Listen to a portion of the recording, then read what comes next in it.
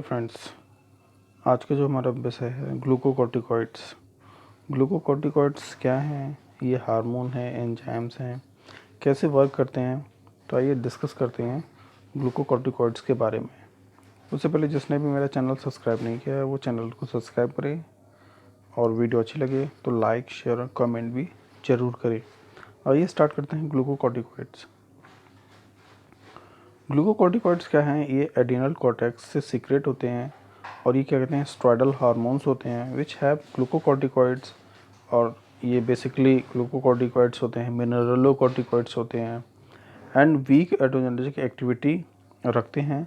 Conventionally the terms corticoids is corticoids include natural glucocorticoids और एक होता है mineralocorticoids and their synthesis analogue, और ये कई चीज़ों से ये बनता है। Glucocorticoids affect on carbohydrates, protein and fat metabolism and other action that have the inspectly like to their। और जो ग्लूकोकॉर्टिकॉइड्स का जो इफेक्ट होता है वो कार्बोहाइड्रेट, प्रोटीन, फैट, मेटाबॉलिज्म के ऊपर होता है। हो सकता है इससे और भी ज़्यादा और डिफरेंट ऑर्गन पे इसका फंक्शन होता है। ग्लूकोकॉर्टिकॉइड्स एक्शन इसकी क्या होती है? Physiological use of glucocorticoids. But हमारी बॉडी के फिजियोलॉजिकल्स एक्शन के लिए हम लोग ग्लूकोकॉर्टिकॉइड्स लेते हैं। इसके अलग भी इसकी कुछ ड्रग्स भी हैं, आगे हम क्लासिफिकेशन में बात करेंगे। तो कार्बोहाइड्रेट एंड प्रोटीन मेटाबॉलिज्म इसका कैसे होता है? Glucocorticoids promote glycogen deposition in liver. जो हमारा ग्लूकोकॉर्टिकॉइड्स क्या करता है? प्रमोट करता है ग्लाइकोजन को और उसका डिपोजिशन होता है लीवर में। Include hepatic glycogens. जो हेपेटिक से जो हमारे एंजाइम्स निकल रहे हैं वो एंजाइम्स क्या करेंगे? सिंथेसिस करेंगे, प्रोमोटिंग ग्लाइकोजेनेसिस। ये पूरी रिएक्शन होगी ग्लाइकोजेनेसिस की। They also cause protein breakdown, और इसका जो मेन काम होगा वो हमारी प्रोटीन को ब्रेक डाउन करके amino acids metabolise from the peripheral tissue, और वो मेटाबोलाइज होके हमारे पेरिफेरल बॉडी के लिए यूज़फुल होगा। ऐसे ही फैट मेटाबॉलिज्म इसमें कैसे होगा? जो हमारा ग्लूकोकॉर्टिकॉइड्स कैसे काम करेगा? They promote lipolysis due to the glycogen growth hormone. जो फैट हमारा मेटाबॉलिज्म होगा जो कॉर्टिकॉइड्स फैट करेगा, ग्रोथ हार्मोन में हमारा मतलब ऐड करेगा, हेल्प करेगा adrenaline and thyroxine. And CAMP include breakdown of triglycerides in enhance. और जो हमारा ग्लूकोकॉर्टिकॉइड्स में फैट का मेटाबॉलिज्म होगा वो क्या करेगा? Include the breakdown of triglyceride in horns. Body में जो ट्राइग्लिसराइड का मतलब कार्बोहाइड्रेट का फैट का मेटाबॉलिज्म बढ़ने लगता है तो क्या करता है ग्लूकोकॉर्टिकॉइड्स? इसको जो हमारा ट्राइग्लिसराइड्स होते हैं उनको कम करता है, उनको मतलब ब्रेक डाउन कर देता है। ऐसे ही कैल्शियम मेटाबॉलिज्म का ग्लूकोकॉर्टिकॉइड्स क्या करेगा? Intestinal absorption. जो हमारे इंटेस्टाइन एब्जॉर्ब करती है एंड इन्हांस रीनल एक्सक्रीशन। जब कैल्शियम का मेटाबॉलिज्म होगा तो ग्लूकोकॉर्टिकॉइड्स क्या करेगा?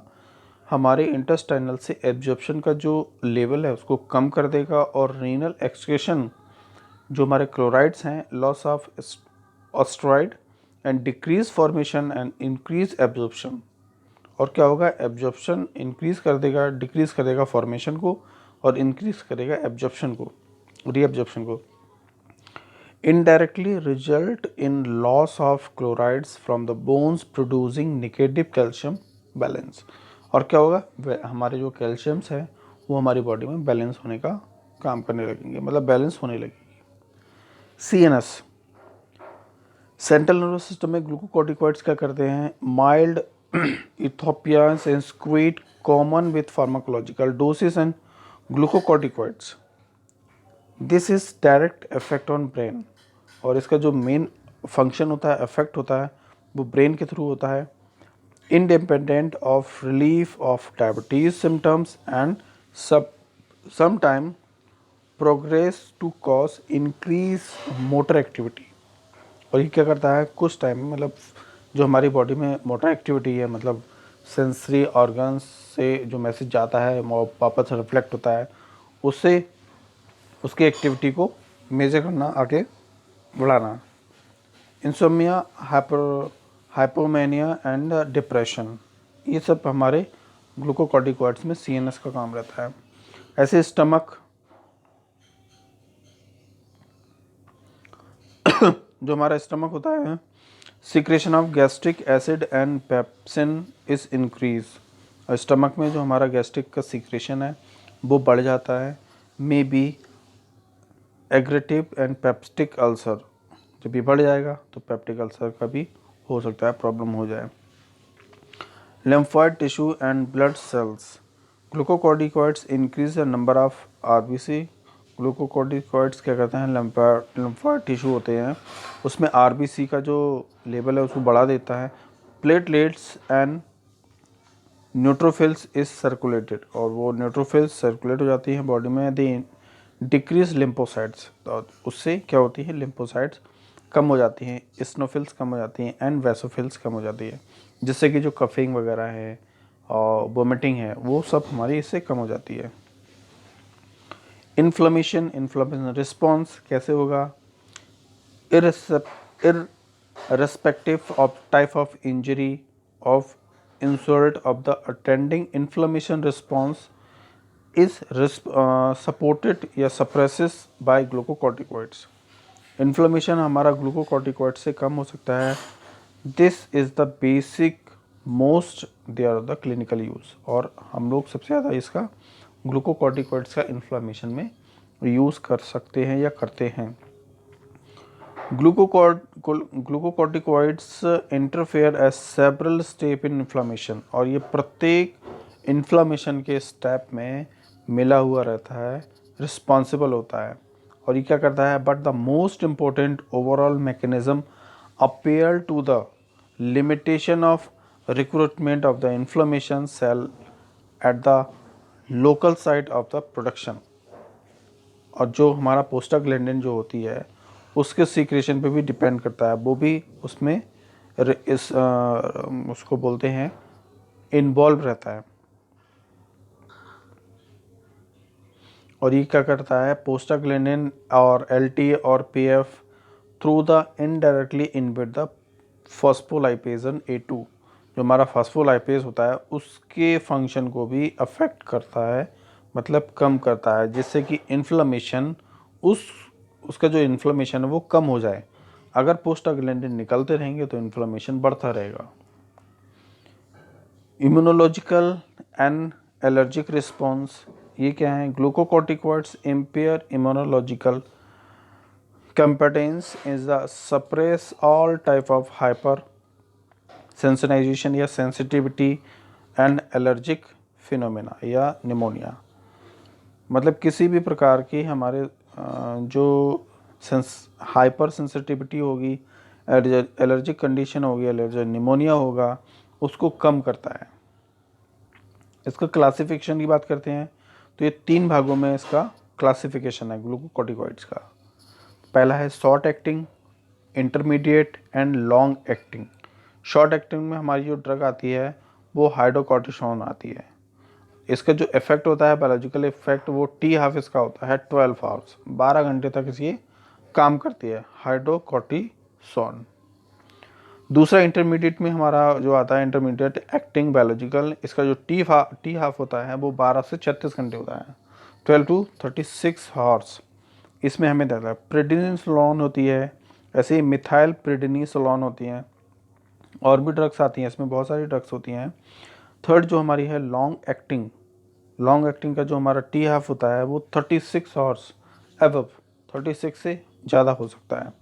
और इसका जो ड्रग है हमारा डेक्सामेथासोन है और बीटामेथासोन है। ये 2 ड्रग्स बेसिकली यूज़ होती हैं, इसमें हम ले सकते हैं हमारे ग्लूकोकॉर्टिकॉइड्स को बढ़ाने के लिए।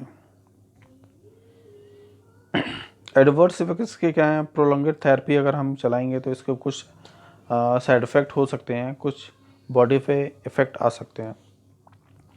कुशिंग इन्विजन हो सकता है, कैरेक्टराइज एज स्क्वेंसिंग and round faces, narrow mouth हो सकता है, छोटा माउथ हो जाए आपका, हो सकता है ओबेसिटी की प्रॉब्लम हो जाए, या फर्टिगो स्किन, पर्पल साइड्स हो सकती हैं, लोअर एब्डोमिनल एसिड ब्लोसिंग हो सकती है, ऐसे ही हाइपरग्लाइसीमिया हो सकता है आपको, अगर आपका इसका डोज ले रहे हैं लगातार।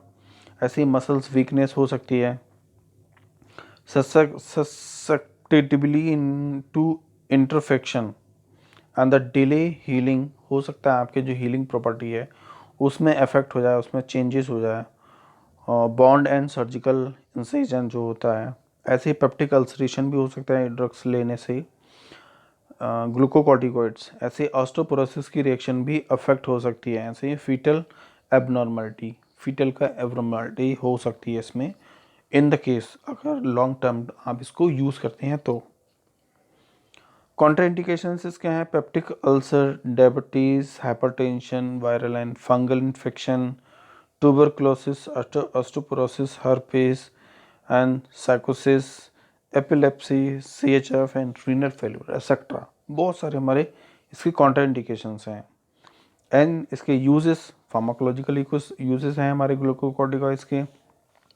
रोमेडियल अर्थराइटिस में हम इसे दे सकते हैं, ऑस्टियोआर्थराइटिस में भी दे सकते हैं, रोमेडियल फीवर में भी, रोमेटिक फीवर में भी दे सकते हैं, गाउट है, एलर्जिक है, ऑटो इम्यून डिसऑर्डर है या डिसीज़ है, ब्रोंचुअल अस्थमा है, अदर लंग्स डिसीज़ में भी हम इसको दे सकते हैं। वो डिपेंड करता है आपका short acting, intermediate and long acting, वो डिसाइड करना है आपको डोज।